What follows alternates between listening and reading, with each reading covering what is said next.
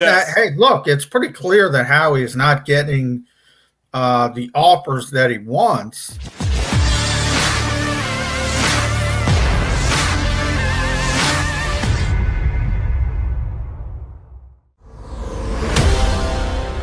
Recognized on the street. You know, he gets recognized on the street like John McMullen does. McMullen, what's up, man? From out of nowhere, who do we have? The McMullen Mafia. If this isn't a tease right now to stick around for overtime, I don't know what is. John McMullen's going to hang with us. We're back on Monday. We'll see if, in fact, where Carson Wentz gets traded, if it does. Well, we'll talk to John about that coming up next. Ron, thank you, sir, for everything. Have a great weekend. We hope to have you in Houston and not go the way of J.J. Watt on Monday. You can come here if you want to, Ron. Yeah, stay out of Philly, man. It's cold, it's miserable, it's wet. Yeah, you don't want any part of this. And it's dark. It's dark 8 months a year up here. It's like Fairbanks, Alaska. Yeah, it's awful. Houston. It's overtime next. Are you looking for a place to track your action, purchase picks, and share your sports betting analysis with the gambling community? Check out Book It Sports, a social media platform with an unparalleled experience catered for the sports betting community. On the Book It Sports app, you can track all your NFL, NBA, and college basketball picks while getting real-time updates and injury reports all in one convenient place. Start building your following today and stand out amongst your friends by downloading the Book It Sports app on the Apple and Google Play stores. Let's cash some tickets and put it on Book It. And it's overtime, just like that. Joined by John McMullen, it's Barrett Brooks, Harry Mays, Eitan Shander each and every day, courtesy of Book It Sports at Book It. HQ is where you can download the app each and every day. And, of course, Wednesdays with Jeff Parles, where we fade Parles. I don't think anybody's going to fade McMullen right now unless John McMullen is going to come on here and say the Philadelphia Eagles are not planning on trading Carson Wentz. That's the only thing I think you could say to where people would fade what you have to say, outside of Barrett, of course. But other than that, I think it's pretty much business as usual, right? Now, Barrett's still the only one on that hill, I think. Yeah. I think you're the only one. But, hey, look, it's pretty clear that Howie is not getting the offers that he wants. So at some point, maybe there's a 180. But I keep going back to the fact, I can't imagine you would want to put a first-year head coach and a new coaching staff with so many young teachers, so to speak, in a position where they have to deal with a quarterback controversy on top of it. I just think that would be a disastrous situation. I hope the Eagles are smart enough to understand that. So you think they move him out of here as a result so Sirianni doesn't have to deal with the smoke, if you will, of Hurts and Wentz? Well, I think that's a part of it. I think you don't want him to deal. You're setting him up for failure. Remember, this is a guy who's a first-time head coach. He's coming into a situation. He's following up on a Super Bowl winner. You know, Deuce Staley was really popular. We talked about that. A lot of guys in that locker room lobbied for Deuce Staley. He didn't get the job. So he's dealing with all that stuff to begin with, and then you're going to throw a quarterback controversy on top of it. That'd be putting him in a really difficult spot, is my point. Well, you know, I listened to your podcast, was it Football 24/7? And, you know, it's on phillyvoice.com, but I was listening to it, and you were saying that the bang for buck, they'll never get the bang for buck that Howie is right now trying to get. So either way it goes, it'll be a historic bad trade if they trade him in any sense. It'll be historically bad for the organization, and they'll be more of a laughingstock than what they are right now, right?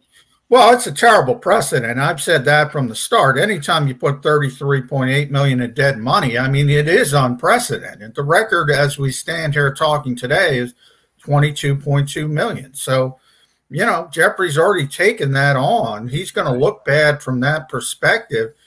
And then if you look forward to the draft, I think it's also interesting because if you move Carson Wentz out of here, as we all expect, do you just assume Jalen Hurts is the starter, or do you have to start looking at young rookie quarterbacks, especially if somebody like Justin Fields maybe drops to number 6? Do you consider moving in a completely new direction? I think it's certainly got to be on the table. I will say that. That'd be tough, man, you know, because I think about that number, and I know he's going to be here, but even at number 6, and you look at, the guys that are sitting there right now, if he's there, even if Carson is here, what's the likelihood that they still pull the trigger for a quarterback, or do they go with, Jamar Chase then, or if Carson's here, I don't think they look at quarterback. I don't think you can. I don't think you could bring a third one in. But if they move him as we all expect, I think I go back to 2016 when Howie was talking about that draft. He basically said, we don't plan to be up here that often, and we have to take advantage of it. He was talking about the quarterback position. Well, all of a sudden things have gone wrong. They're up not quite that high, but they're up very high.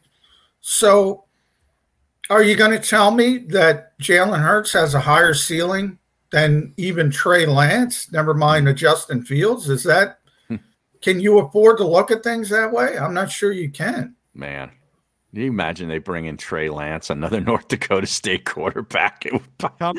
It's coming. Oh, is that what you think is going to happen, Eitan? I think they trade back. I think they deal Wentz, they trade back, and they take Lance at 11 or 12, something along. Well, I say you can't scout the helmet. That's what personnel people always say. Yeah. It's not Trey Lance's fault that Carson Wentz went off the rails just because he's a North Dakota State kid. So, although, John, to be fair, they scouted the helmet when they chose their next head coach, did they not? Yeah, a little bit. Yeah, a little bit. They scouted the helmet. That's a better helmet, though. The Colts helmet's a better helmet. That's a classic look. Yeah. Give me the Chiefs. I mean, let's be honest. They hired Doug because they were at their wits' end, and they called up Andy and said, "What should we do?" Right. And it's kind of this time they hired Nick Sirianni because they couldn't find anybody better than Josh McDaniels, so they called up Frank Reich. What do we do? Yeah, what do we do? And there lies the problem, man. That's the problem right there. Doesn't Lurie know Rob Kraft? Why can't he call Rob Kraft up? He does. He does. What the hell are you doing asking these guys?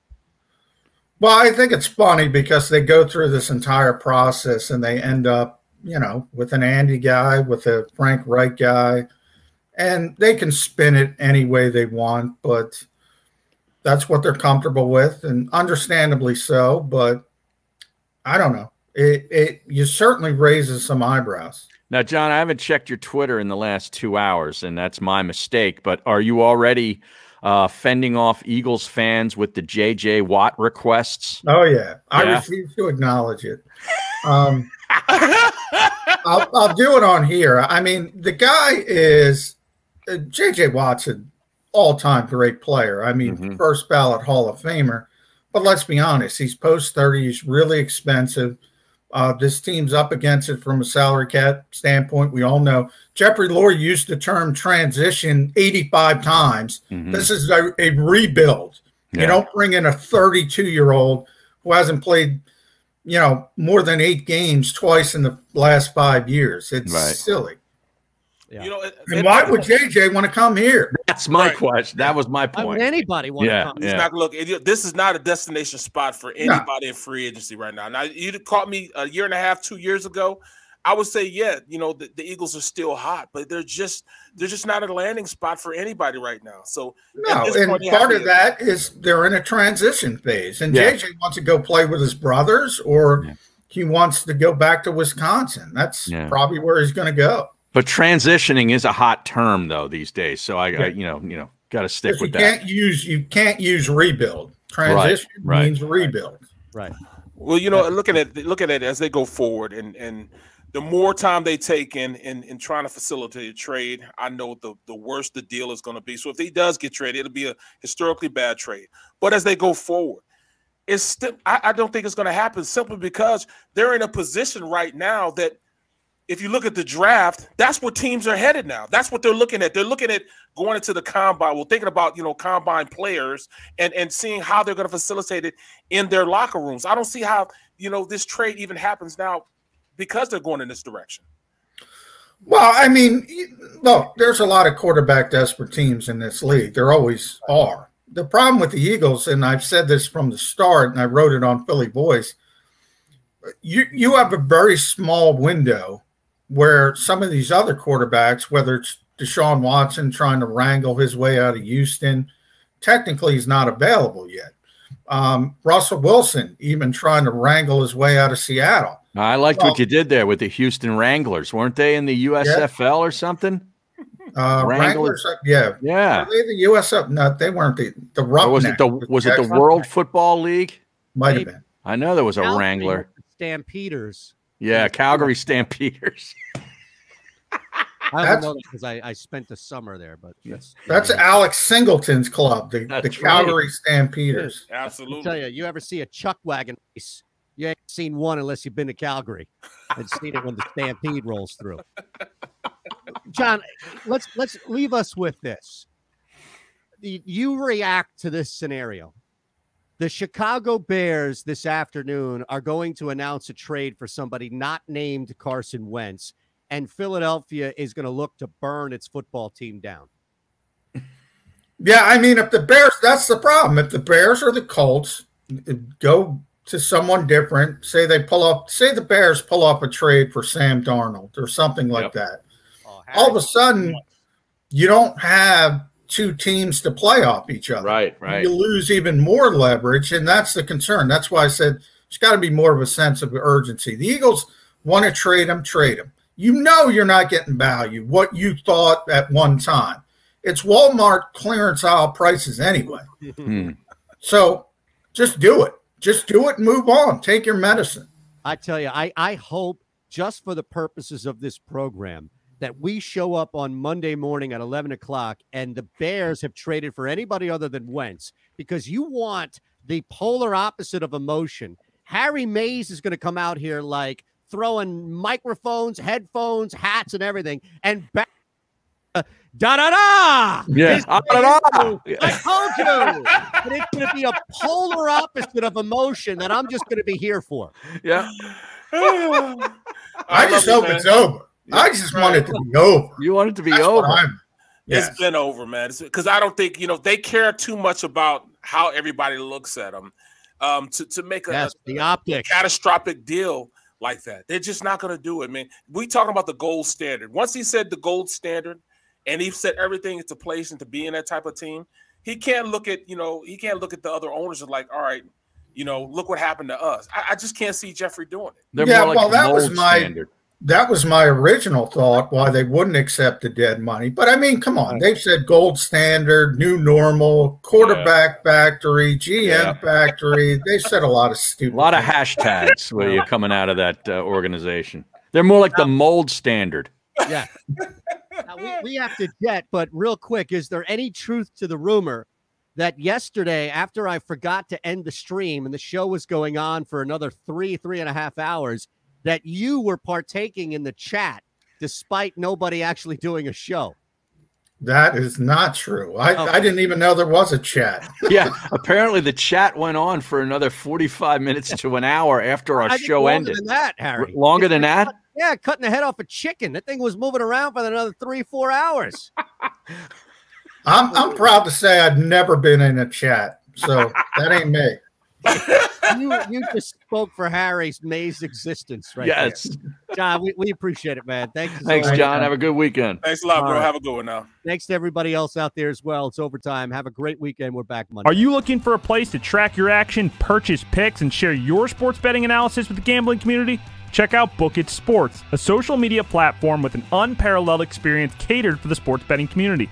On the Book It Sports app, you can track all your NFL, NBA, and college basketball picks while getting real-time updates and injury reports all in one convenient place. Start building your following today and stand out amongst your friends by downloading the Book It Sports app on the Apple and Google Play stores. Let's cash some tickets and put it on Book It.